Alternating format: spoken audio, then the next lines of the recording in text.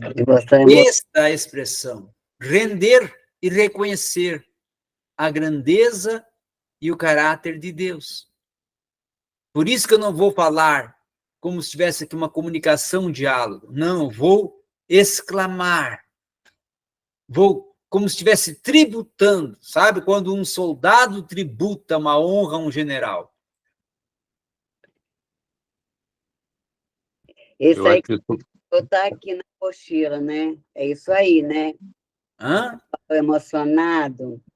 Tá aí. Não está na apostila porque eu sou aquele professor que não sei ser robô. Mas isso que está aqui na apostila é o quê? Fala. Na apostila é um norte. E aí eu sou o leste, o sul e o oeste. Eu já cantei um pouquinho. Ô, Glória. Maravilha.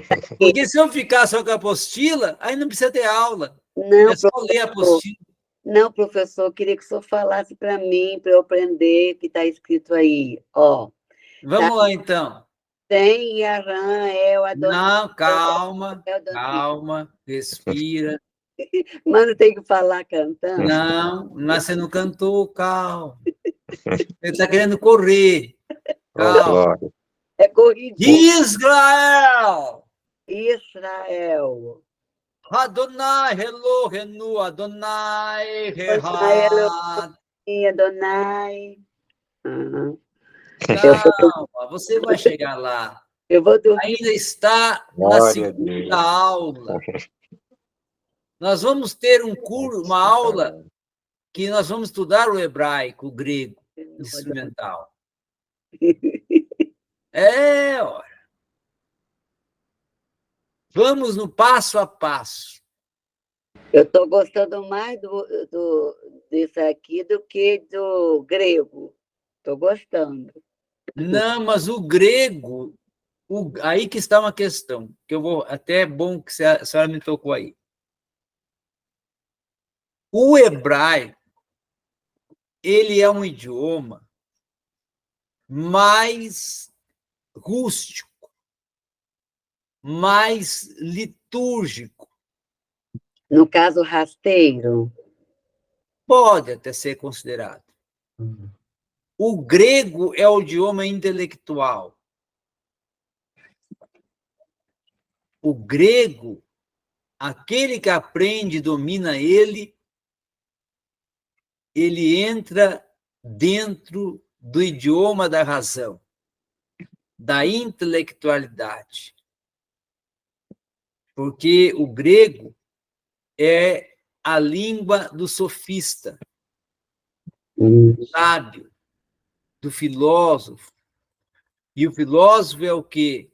Filosofia, sofia, sabedoria. Filo, amigo da sabedoria. Então, a filosofia seria a ciência que o sentido quer dizer o quê? Amiga da sabedoria.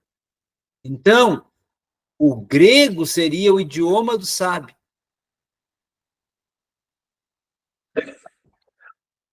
E aí que foi a grande, vamos assim, arma mortal de Alexandre, quando ele causou a helenização, o helenismo. A helenização seria o processo do helenismo. O que é o processo do helenismo? O processo que utilizou Alexandre o Grande, filho de Filipe, para causar a escravidão cultural, ou seja, todo o contexto geográfico judaico da Palestina, que aquela hora, aquele momento, estava sendo dominado por Roma, estava escravo da cultura grega, porque ele fez espalhar, não é, entre os lugares principais da sociedade, como mercado, como praças, como sinagogas, locais onde reunia a população, gregos e sofistas. para começar a comunicar ali em meio à multidão, e a multidão começar a gostar e se envolver, e acabando absorvendo a língua, e quando viu o que aconteceu, o hebreu foi saindo de cena, né? E o grego foi tomando a ascendência, e aí se tornou o idioma universal do Império Romano, e tornando-se o idioma universal do Império Romano, tornou-se a cultura. Hoje nós estamos escravos também de uma mesma situação, porque hoje nós somos brasileiros, escravos da cultura inglesa, porque o idioma que manda universal é o inglês. Então, qualquer parte do mundo que você vai, tem a cultura nativa e a cultura universal. Qual é a cultura universal? A inglesa. Qual é a cultura nativa? A cultura do país. E é o que aconteceu na época. Império, por isso que estava lá, Império Greco-Romano. Amém? Aqui tem de tudo um pouco. É só me dar corda. Tem que ter cabeça para aprender. Deu corda é um problema. Se o aluno der corda para o Danilo, ele está enrolado. Vamos dar corda, então, em nome de Jesus. Vamos lá, então, agora para esse mapa aqui. Esse mapa que vocês estão vendo, ele é os acontecimentos no sentido geográfico que estão descritos em Deuteronômio. Primeiro, o conduzir a trajetória, não é? Para Canaã, para a região da prosperidade terrena, do solo fértil, tá? Região que está circunvizinha à Mesopotâmia, né? Ou fértil crescente. Tá? Também vai ter o Monte Nebo, o monte onde Moisés sobe para avistar a terra. E ali acontece, então, o último diálogo entre Deus e Moisés, e, por fim, a sua morte, e, claro, que não tem registros de onde foi enterrado, no sentido de um acontecimento de ordem sobrenatural. E eu vou tratar sobre esse fator aí, morte de Moisés, mais à frente. Eu não quero entrar em detalhes agora, para não interromper o que eu tenho à frente para tratar sobre isso. E aí também vai ter caminhos pelo deserto, que aí vai envolver todo o contexto de regiões, não é? E entre vales, entre montanhas, no aspecto de planície, de planaltos, e também no aspecto de territórios dentro do deserto para a chegada a Canaã. E aí nós vamos ter o Sinai, que é um monte, mas também é um vale, que é também um declive e um eclive, porque se torna também, além de um planície, um planalto, é onde ocorre o recebimento da lei e automaticamente o compromisso de Israel com Deus, de Deus com Israel, aonde a aliança é firmada, aos pés do Monte Sinai. Amém? Dúvidas sobre esse mapa? Agora vai ter aqui um nó na cabeça. Conteúdo geral de Deuteronômio. Agora que eu quero dar nó na cabeça. Primeiro conteúdo que entra em Deuteronômio: a incredulidade. Moisés, ele faz questão de colocar em Deuteronômio, de anotar em Deuteronômio, de registrar em Deuteronômio fatos que indicam a incredulidade do povo. Falhou, transgrediu, não cumpriu, quebrou a aliança porque foi incrédulo, praticou a incredulidade, não confiou, não teve uma entrega, uma certeza de que realmente teria uma consequência, de que realmente teria um benefício, não é? Levou a lei de uma forma vulnerável, praticou uma fé vulnerável, então teve uma incredulidade. Idolatria. Era a proposta um só Deus, um só Senhor. Moisés, diga a Faraó o eu sou, ou seja, Israel é o eu sou que está contigo. Israel, eu sou o Senhor teu Deus. Então, não é o Senhor teu deuses, não é pluralidade, não é propostas de divindades, é um só Deus. Monogamia religiosa, no sentido de um só Senhor, monogâmico, uma fé monogâmica, uma religião monogâmica. E aí, o que ocorre?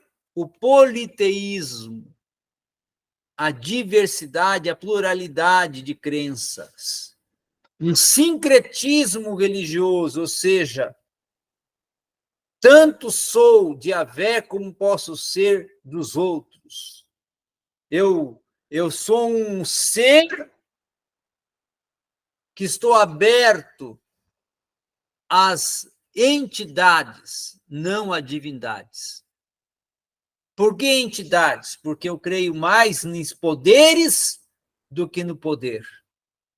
Eu creio mais em ações sobrenaturais, que muitas são resultados de crenças e de crendices, do que eu tenho uma fé genuína naquele que é, e que realmente é o Senhor.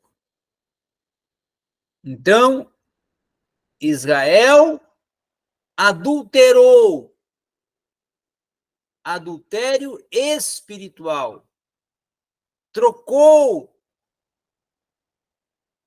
Yahvé por deuses, por imagens, por ações e até por manifestações relacionadas a acontecimentos, não é? Que ocorreram com os patriarcas, e aí vou sacralizar o local. Por isso que Miqueias fala e profetiza em Miqueias capítulo 5. Não buscais a Belém, não buscais a Betel, não buscais a Jerusalém, buscais ao Senhor e vivei. Por quê? Porque Israel está muito preso a adorar e sacralizar Betel, só aqui então que vai ter Senhor. Porque aqui o meu pai Jacó teve encontro com Deus. Então sagrado só o Sinai, porque ali foi o pacto com a aliança. Então sagrado só Jerusalém, porque ali nasceu o Salvador. Não. O sagrado não está localizado, não está. O que Miqueias estava querendo dizer, o sagrado não está restrito a um local, a um acontecimento. O sagrado está restrito à presença de Deus. Minha presença de Deus não está presa a Jerusalém, presa a Betel, presa a uma circunstância geográfica e nem a um tempo. Ela é ageográfica e atemporal. E aí entra também a reiteração dos 10 mandamentos, que Moisés faz questão de rememorizar, de trazer a lembrança do decálogo, do que realmente Deus tem e quer que eu tenha como padrão espiritual, de prática espiritual, de vida ética, moral e espiritual. Os 10 mandamentos.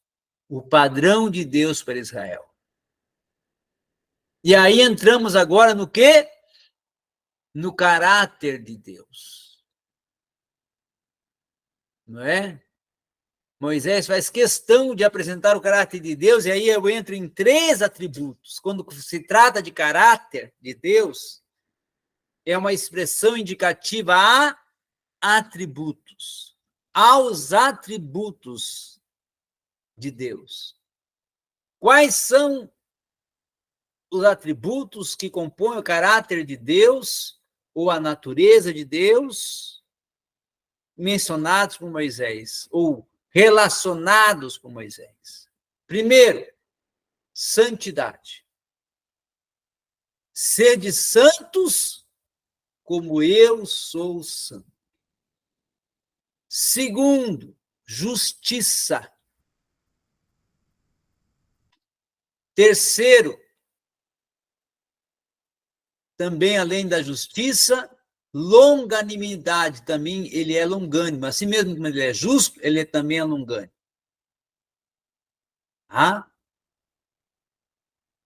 Quarto, soberano. Aí tem a sucerania de Deus, e aí Moisés coloca 2 expressões que ele usa no sentido, vamos dizer assim, até campesino, que seria o sucerano e o vassalo. Quem é o vassalo? O servo. Quem é o sucerano? O senhor. Então, ele vai trabalhar a soberania de Deus com essas 2 expressões. Ele é o sucerano, é o senhor que é o responsável pela terra. A terra a ele pertence. E você é o vassalo, o servo da terra. O que ele colocou para servir a terra. Para administrar o que ele criou. É o mordomo. Então, esse é o sentido, esses 3 são os 3, até podemos colocar aqui ou um quarto, né? Seria santidade, justiça, longanimidade e soberania. Esses 4 atributos são mencionados e relacionados por Moisés em Deuteronômio. Um outro grave pecado, pecado da independência. Por que o pecado da independência é grave? Porque Israel teve um sentimento que agora estava independente de Deus. Que podia se posicionar de uma forma independente. Não estar presa, não estar fixo, não estar restrito somente ao mandamento, mas ter o seu sentimento pessoal, as suas motivações pessoais, seus interesses pessoais, proclamar uma independência. E aí foi um pecado. O pecado da independência. Achar que está livre da presença e do poder e da orientação em direção de Deus. Seria o antropocentrismo substituindo o teocentrismo. algo que acontece hoje na igreja.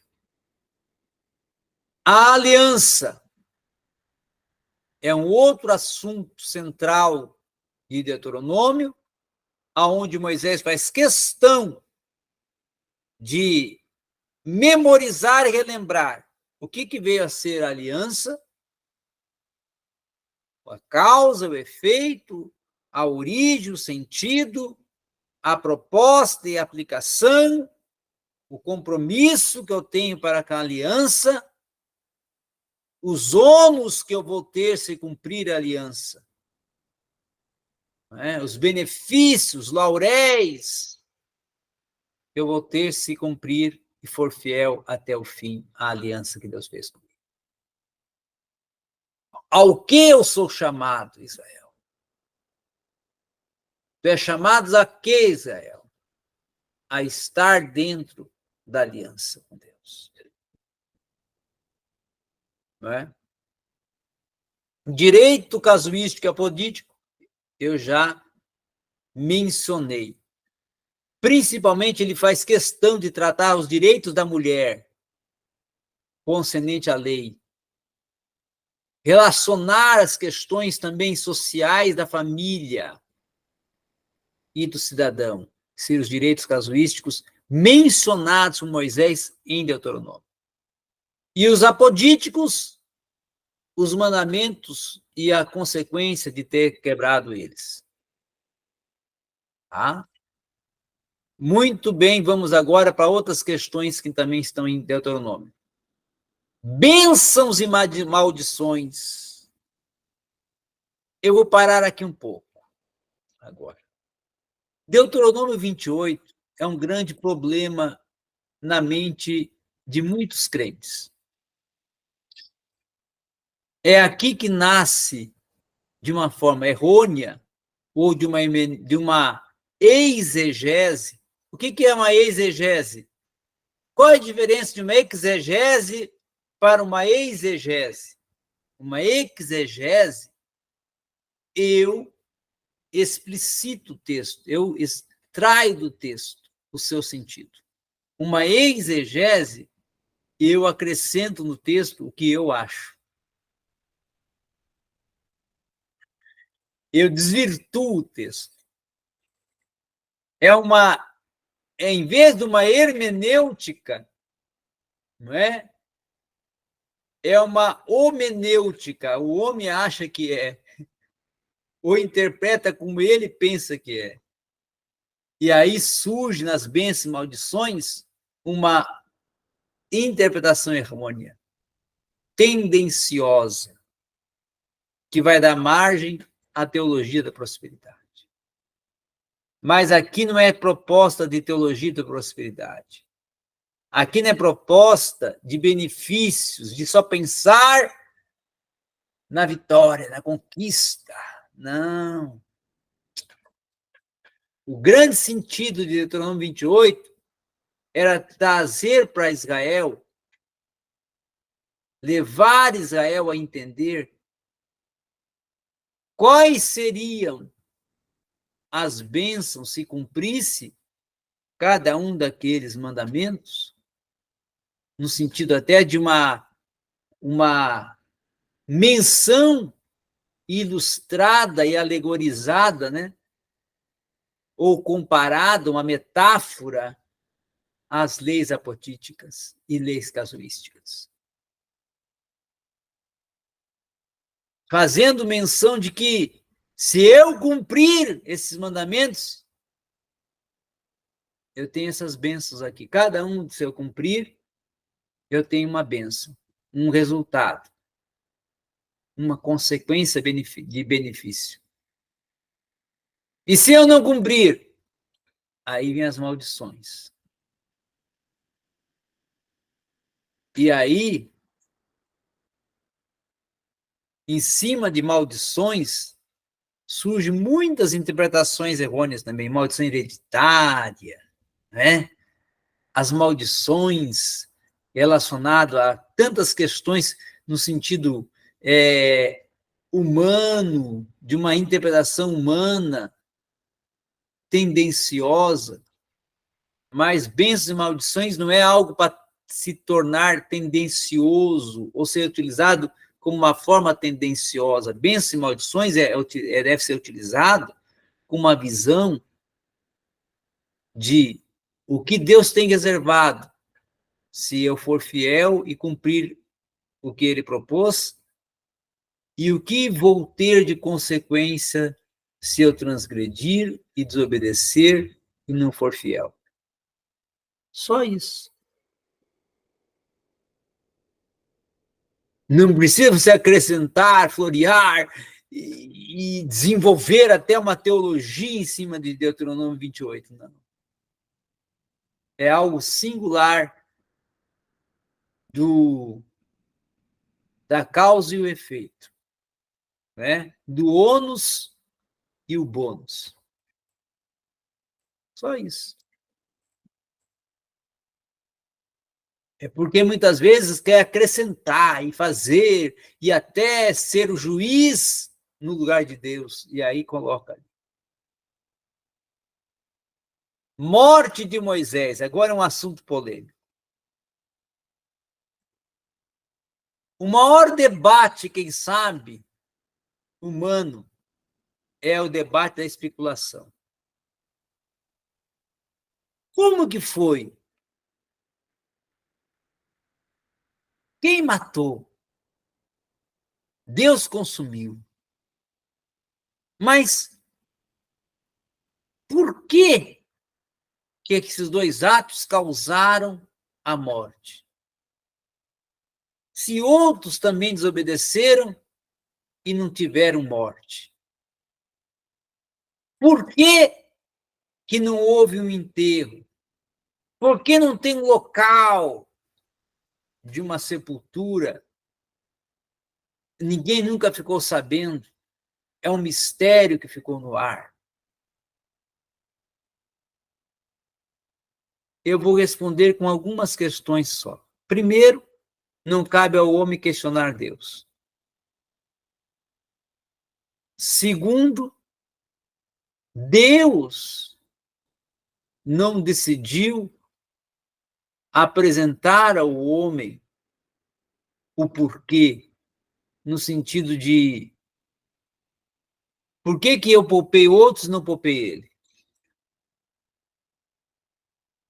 Mas também serviu de um alerta. Eu até coloco mais como um alerta de um líder para o seu liderado. Ou até como servir de exemplo para líderes a se comprometer e cumprir o que o Senhor deu, o que Deus tem proposto. Porque Deus colocou deu uma ordem, deu padrão, deu direção para Moisés de o que ele queria que fizesse. E Moisés se deixou levar pelo sentimento e a emoção e pelo temperamento. Então, Deus utilizou esse fator, esse aspecto, essa circunstância, situação, até para mostrar, olha, foi punido porque se deixou levar por ele próprio. Tomou decisões pessoais, não decisões direcionadas por mim como eu queria. Eu dei a direção. Não precisava que ele me ajudasse, né? Não, eu vou bater. Não é para bater. Aponta que vai acontecer.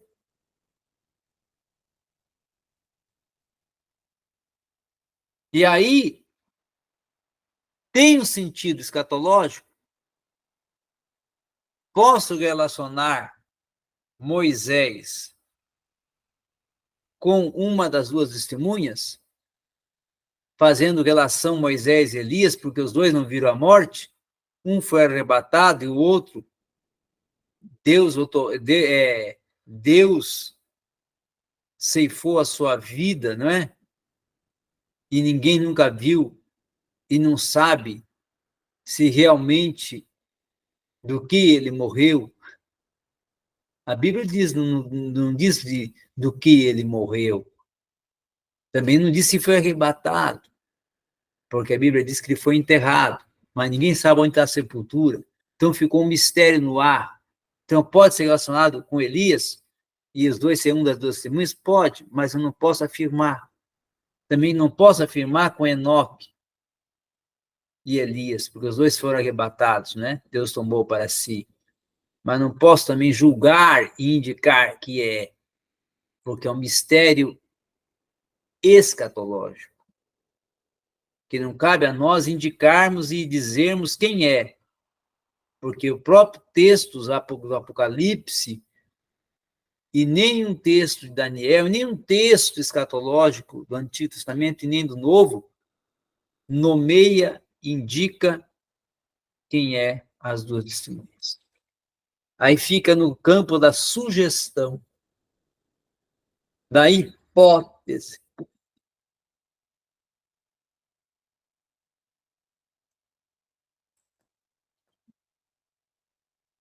Perguntas para nós fecharmos o livro de Deuteronômio agora e encerrarmos o conteúdo do Pentateuco estão abertas. Começamos com a Aline, que está ali que nem Pitágoras. Pitágoras colocou a mão no queixo, né, quando pensava. Pitágoras.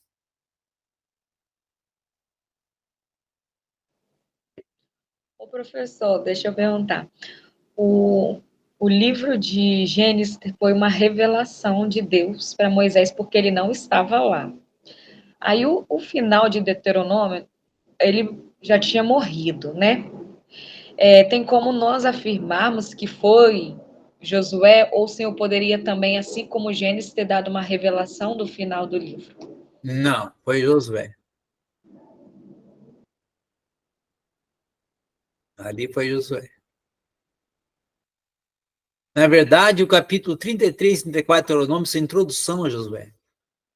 Assim como o Lucas 24 é uma introdução a Atos. Existe até uma escola,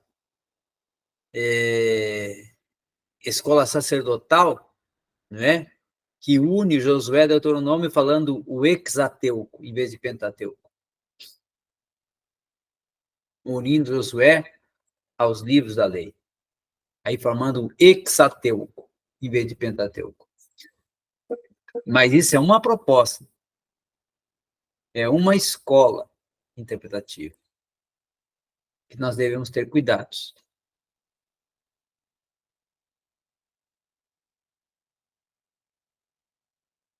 Ainda vou falar sobre 4 escolas, mas quando nós estivermos lá na hermenêutica, a escola deuteronomista, a escola sacerdotal, a escola também, vamos assim, tanto a deuteronomista como a escola cronista, né? São escolas que estão ali dentro do contexto da lei. Vou colocar aqui para carregar, senão a pouquinho cai a fonte de energia. E irmã Maria Ângela, Haris Cairene, Agapetoi Adelfoi. Hoje eu já falei muito hoje. Eu até cantei aqui. Não tem pergunta não, professor. Matetes ou Talmide? Matete ou Talme? Qual que dos dois será é? Eu sei lá qual é, acho que eu estou no meio. Eu não sei não, professor. O que é Matetes? Não sei não. Discípulo, aprendiz. E o que é Talmide? Então eu sou o primeiro, estou aprendendo. E o que é Talmide? Talme é profeta? Será? Não, Talmide também é discípulo e aprendiz. Um é no hebraico, o outro é no grego. Aí o senhor pegou, né? Aí agora eu vou falar com o Didáscalos. O Didásculo. Didáscalos. Quem é o Didáscalos aqui, agora? É o que vou falar? É o senhor? Não, eu sou aqui só, eu também sou Talmide agora, Ah, porque eu vou é? deixar o Didásculos falar. Ah, É montiana. É! é, né? Fala, Didáscalos! Mas eu só tenho 18. Didásculos é seguidor ou imitador? Não, Didásculos é mestre. Não, tá muito, é Eu já fui. Aí vem didascalia, doutrina. Aí vem didáscalos mu, mestre por excelência, que é o título entregue a Jesus. Eu já fui. Quírios, Senhor soberano, é o didáscalos mu, o mestre por excelência, ele é o soter, o salvador. Só Que tem. eram títulos, né, que Lucas menciona, que são indicados ou relacionados aos imperadores, glória que a foram Deus, dados também a Jesus. que benção. Mas o senhor fez menção à pessoa da irmã Maria Ângela, eu lembrei que na apostila eu li exatamente sobre isso, que me chamou muita atenção, né? Porque quando a gente fala de discípulo, né, o entendimento inicial é sempre aprendiz, mas existem duas referências muito significativas ainda que enaltecem, né, o discípulo também como seguidor e imitador, né? Seguidor e imitador. Está na apostila, eu cheguei a ler lá nos inícios lá dos estudos, lá achei muito interessante. Aí o senhor fez menção aí agora, trouxe a memória aqui. Eu achei muito maravilhosa a aula, é uma coisa que a irmã Maria Ângela, que é da área da educação, ela poderá reforçar muito isso, porque assim, o que eu aprendi aqui que me chamou muita atenção, quando o senhor fez logo no início ali uma exposição sobre o idioma hebraico, é a forma, né, como se expressa, exatamente compreendendo até por que que o judeu, quando se expressa, ele se expressa com muita emoção, né? Fez menção de duas características do idioma, e assim, o que me chamou a atenção é porque a palavra, né, até para a gente ler a palavra do Senhor, o cuidado que nós temos que ter, né, ao pegar a Nós palavra do podíamos Senhor. até fazer uma coisa, né, Sim, para divulgar o CTW hoje, sim, eu, para eu gravar gravei um vídeo pequenininho, de 1 minuto, falando da aula de hoje, e até isso, usando um então, slide desse, fazendo um recortezinho, aí manda para sim, mim essa aham, gravação e eu jogo na rede social. exatamente. Eu vou até gravar minha tela aqui, porque eu gravei umas telas aqui, à medida que a aula estava sendo executada, né, E aí e fala assim, fala o que o senhor falou, porque o que o senhor sim, falou a gente joga lá, que causa isso, né, uma propaganda e um testemunho, né, sim, com do que certeza. vinha a ser Me marca nossas lá, aulas. Juliana, É, quando você vo- quiser. amém. Então, eu achei muito significativo exatamente quando o senhor fez menção sobre o idioma, né, o hebraico, a forma como os judeus se expressam usando essa língua tão bendita, mas exatamente no sentido da emoção, né? Emoção. E isso me chama atenção porque, assim, hoje, no nosso caso, às vezes a gente está lendo a palavra do Senhor, até a palavra quando é lida dentro do templo, às vezes você percebe, assim, uma falta de referência muito grande das pessoas, no sentido, assim, de ora, ou está conversando, ou quem propriamente também está lendo, e eu me recordo que um irmão, há muitos anos atrás, ele me chamou a atenção nesse sentido, ele falou, poxa, eu fico observando que quando você lê a palavra, você procura ler no sentido, assim, gramatical, pontuação, pausadamente e com muita referência. E isso é muito interessante. Esse estudo hoje abriu o entendimento sobre o quanto que nós precisamos de, ter essa referência em relação à palavra, né. E ao entendimento de pessoas pode ser: "Ah, mas é só um livro, ali no momento eu não estou dentro do templo, eu só estou abrindo por abrir, fazer uma leitura devocional, não, mas eu preciso ter essa sensibilidade que o hebreu tem no seu Bom, início, né. agora eu quero dar 3 avisos antes de fazer a chamada. Primeiro aviso, pessoal, esse mês que vem, ou a partir da semana que vem, partir da sexta-feira que vem, não digo um mês, vou dizer até uma disciplina que pode ser mais de um mês, como a nossa agora foi 1 mês e meio, foi 9 aulas. Vocês vão ter o professor Eduardo, que esteve com vocês na semana passada. Então, sexta-feira que vem, eu vou estar presente como assistente, tá? Mas quem vai estar dando aula? Ele. Na outra sexta-feira, posso até passar o momento ali, dando um oi e tal, para gravar a aula, mas não vou estar presente, mas estou acompanhando. Segundo, eu voltarei convosco na outra disciplina de evangelismo e missões, que seria a quarta disciplina, ou vai ser a quarta disciplina.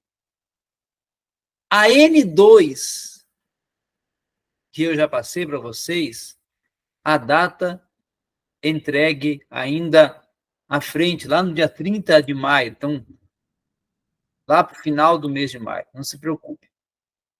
Quem ainda não terminou a N1, tem até terça, quarta-feira da semana que vem para entregar, ou seja, enviar para mim pelo e-mail do CTW, tá? Outro sim é concernente às participações. Quero parabenizar hoje a irmã Aline e a irmã Maria Ângela, que participaram. Eu gostaria muito que vocês também tivessem essa participação, abrisse a oportunidade, nós vimos a cor da voz de vocês e a melodia da voz de vocês, para não ficar somente eu e o irmão Juliano, ou estar restrito só a mim. A aula é um diálogo, a aula é uma interação, a aula é um convívio. Amém? Parabenizar também por termos vencido e vocês estar presentes, participando e terem concluído. Viu como é fácil? Já concluíram a segunda. Já temos aí 2 disciplinas vencidas.